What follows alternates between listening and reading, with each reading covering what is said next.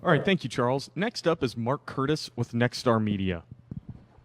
Good afternoon, Governor, staffer, and fellow reporters. Governor, I want to follow up on the situation with the Greenbrier because you're right, it's not just about finances. It has gotten political.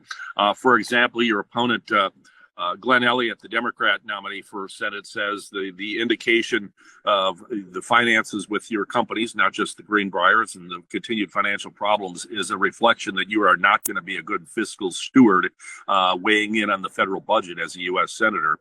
And he's also taken issue with some of your comments about how you're, quote, not a D.C. guy and not really into the D.C. culture and scene, and you don't plan to spend a majority of your time there. And so he says for those two reasons, people should not vote for you for the U.S. Senate. So address the financial piece and address the attendance in D.C. piece. Let me do the attendance first. You know, when I walked in the door here, you know, I heard all the same kind of noise. You know, well, you're not going to be there, you're not going to do this, you're not going to stay in the mansion all the time, you're not going to do this, you're not going to do that, and everything. And all I've heard is that garbage, and that's just what it is, just garbage. You know, and I'm different. I do things differently. It's hard to argue the success, isn't it, Mark? You know, and, you know, if you wanted somebody that was going to come to the governorship and sit in here and just nod at everybody and have them come in and glad hand everybody, ask them for money, and then you know, really and truly just ask them for the fact that, you know, that they're buying influence. So let me tell you this and that I'd like, you know, I'd like you to give here and do that and everything else, and then glad hand everybody coming or going, get an absolute gold star for perfect attendance, and accomplish zero. You see, Mark, that's exactly what we did. We did it forever, didn't we? We did it for decades and decades and centuries. We've done exactly that. And you know what we got out of it? 50th. Dead flat last. Dead last. And then in most situations, what happened is governors, you know, took their pay, got a big salary, got a big pension, on and on and on.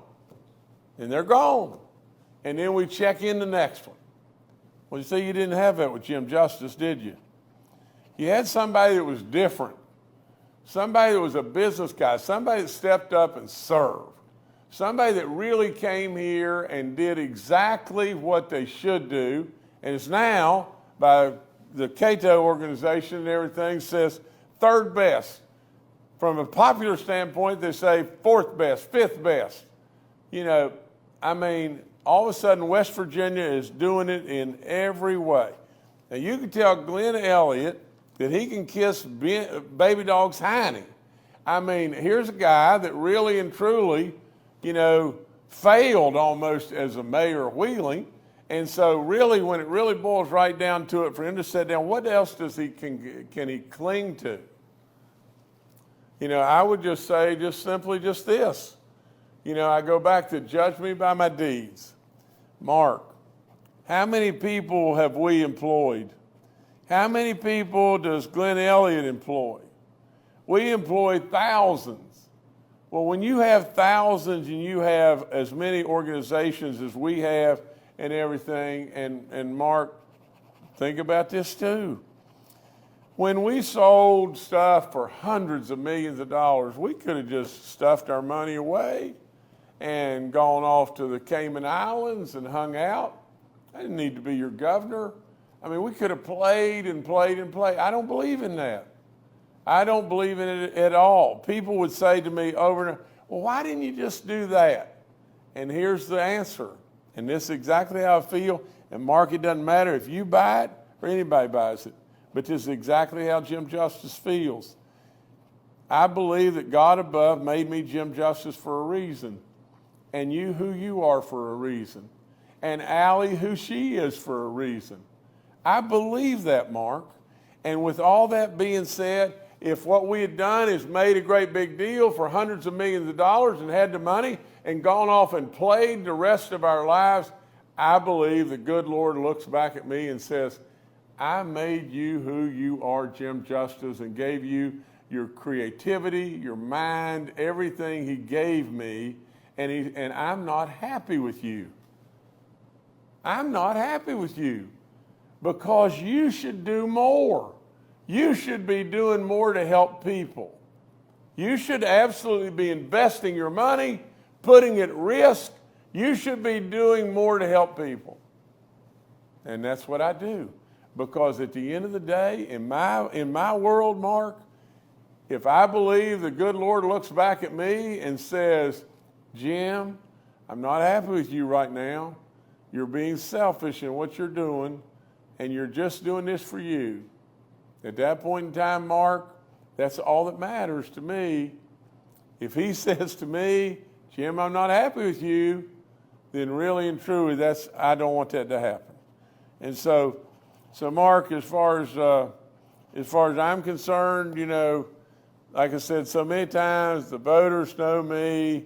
You know, we run through the streets screaming, oh gosh, Beltway, Beltway, Beltway, this and that and everything else, and we rile up a bunch of people. And I would say to all the media, I have told you over and over and over what would be the final outcome. You know, I've told you that. And I have been dead splitting the bullseye over and over and over and over. And when you run through the streets screaming fire, all you do is really, really hurt those 2,000 people. I know what the outcome's going to be. And through all that, we work as diligently as we possibly can. I know that absolutely that God above is looking after us, our family, and he's always going to do that. He's going to look after all of you and everything. I've known where we were going to go. We run through the last time I was on, we had 7 questions and 6 of them were referring to, oh my gosh, the sky's falling. And all I can do is just sit and take the questions and be respectful, and that's what I am every time. I'm every time just that. You know, now, at the end of the day, I'll do the job as senator just like I've done the job as your governor. It probably won't be the ordinary look. You've got the ordinary look in Washington right now. Do you like the ordinary look? I don't. I don't like any part of it. So I'll do it, and I'll do it really differently. But you know what I'll do? I'll deliver. I'll deliver. I'll deliver where you can step back and say, and I can say, judge me by my deeds. I've done it since day one as your governor, and I'll do it as a senator as well. And so with all that being said, we can jump up and down and say, oh, Jim Justice has got all these financial issues and everything. Do you really know that? Do you really know that, or is that just the rhetoric?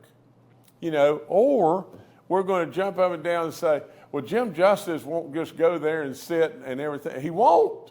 I promise you he won't. You know, I'm not going to go there and just sit and get my gold star. You know, I'm not going to do that. You know, and so I'm going to go there and get something done.